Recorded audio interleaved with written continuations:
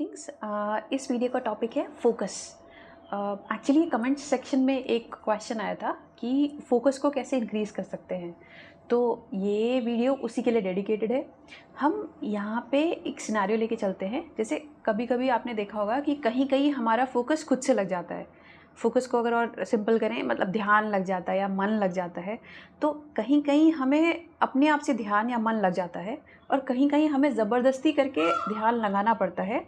वो भी कुछ समय तक लगता है उस काम पे ध्यान, फिर से वापस से कुछ डिस्ट्रैक्शन आता है, फिर से हम वापस वहीं चले आते हैं। इस तरह से होता रहता है।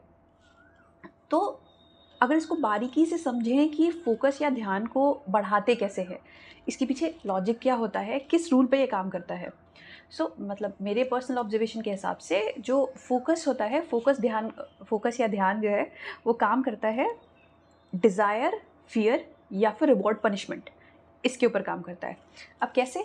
जैसे कि मान लीजिए एक तराजू है, और तराजू पे आपने एक तरफ आपका फियर है, और एक तरफ आपके जितने भी मतलब आपके प्लेजर्स हैं, खाना पीना, सोना, घूमना, मस्ती करना, वीडियो गेम्स खेलना, रील्स को स्क्रॉल करना, ये सब है।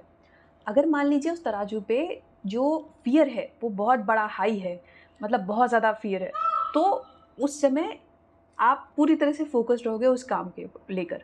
जैसे फॉर एग्जांपल, अगर मान लीजिए आपका कोई बहुत ही रिलेटिव, बहुत ही क्लोज रिलेटिव है, बहुत ही नियर एंड डियर, जिसको आप सबसे ज़्यादा प्यार करते हो दुनिया में, उसके ऊपर अटैक हो रहा है, उसके ऊपर कोई ज़बरदस्ती अटैक कर रहा है। उस समय आपको कुछ समझ में नहीं आएगा। मान लीजिए एक और एग्जांपल लेते हैं। जस्ट फॉर एन एग्जांपल, जो भी आपका बहुत क्लोज है, ऐसा हो ना कभी, but just an example, just mentality को समझने के लिए, उसको कोई मेडिकल इमरजेंसी है, तो क्या उस समय हमें रील स्क्रॉल करना या फिर दोस्तों के साथ टाइम पास करना या फिर आराम करना या मन नहीं लग रहा है, ये सब तो हमारे रीजंस नहीं होंगे ना। उस समय तो हमारे लिए हमारा गोल क्लियर होगा कि हमें इस समय पूरी तरह से इस पे फोकस करना है। अगर इसको और बारीकी से ऑब्जर्व करें, तो इस समय जो फियर होता है या पनिशमेंट होता है वो बहुत ज़्यादा होता है इन कंपैरिजन टू जो भी बाकी प्लेजर्स होते हैं। जैसे कि कहा, अगर एक तराजू है तो जिसका पलड़ा भारी होगा उस तरफ से ज़्यादा होगा। यहाँ पे आपको माइंड में without a hint of doubt clear है कि अगर मैंने ये नहीं किया तो इसके जो कॉन्सिक्वेंसेज होंगे वो बहुत ज़्यादा बड़े होंगे। जैसे एक और एग्जांपल लेते हैं। अगर आप नॉर्मल डेज़ में देखो, सैटरडे संडेज़ उठने में बहुत दिक्कत होती होगी, बट जो भी वीक डेज़ होते हैं, मंडे से लेकर जो लोग कॉर्पोरेट में काम करते होंगे, उनका अपने आप से आँख खुलता होगा, मतलब उठना ही पड़ता होगा।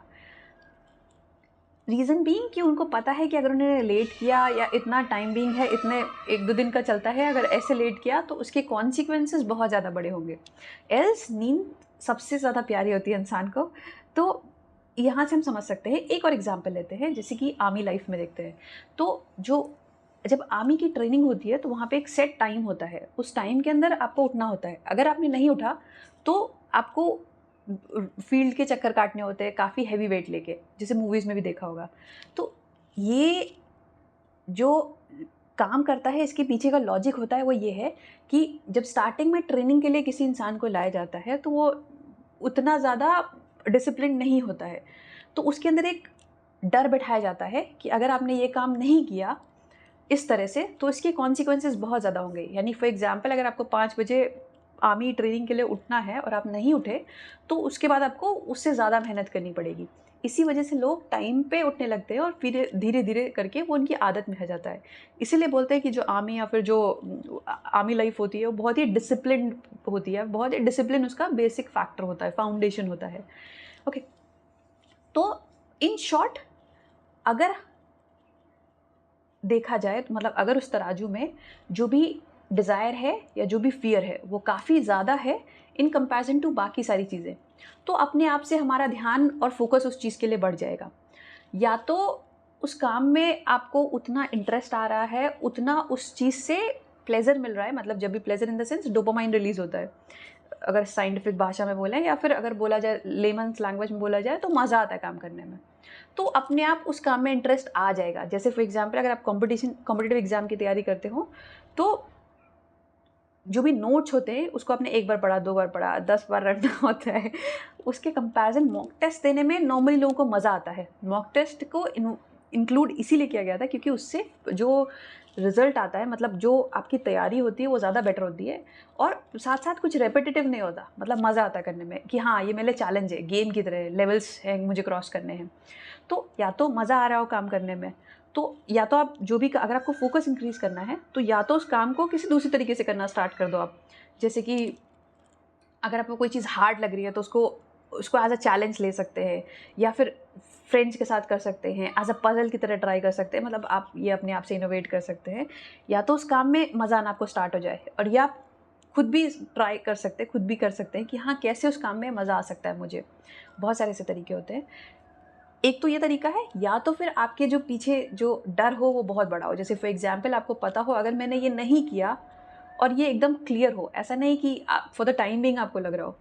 अगर आपको ये इंटरनली एकदम क्लियर हो, अगर मैंने ये काम नहीं किया तो इसके बाद जो कॉन्सिक्वेंसेज़ होंगे वो मेरी लाइफ़ इससे भी बद से बदतर होने वाली है। तब आप उस काम को उस पे पूरी तरह फ़ोकस पे कर सकते हो।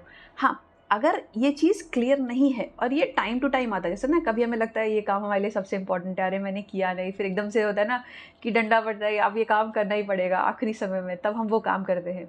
अगर ये डर इतना ज़्यादा बड़ा नहीं है जो कि आपको उस काम को करने के लिए भगाए, तो फिर चांसेस कम है आप फोकस्ड रहोगे। तो बाकी जो प्लेज़र्स हैं, जो भी दुनिया में और बाकी प्लेज़र्स हैं, जैसे टीवी, आपका फ़ोन, या फिर फ्रेंड्स, या फिर ये वो बहुत सारे हैं, वो आपको अपनी तरफ खींच लेंगे और आप उस काम में फ़ोकस नहीं हो पाओगे। अगर आपको इस काम को मज़े में करना है, मतलब बिना किसी एफ़र्ट के करना है, तो ये एक बेटर तरीका हो सकता है। Thank you.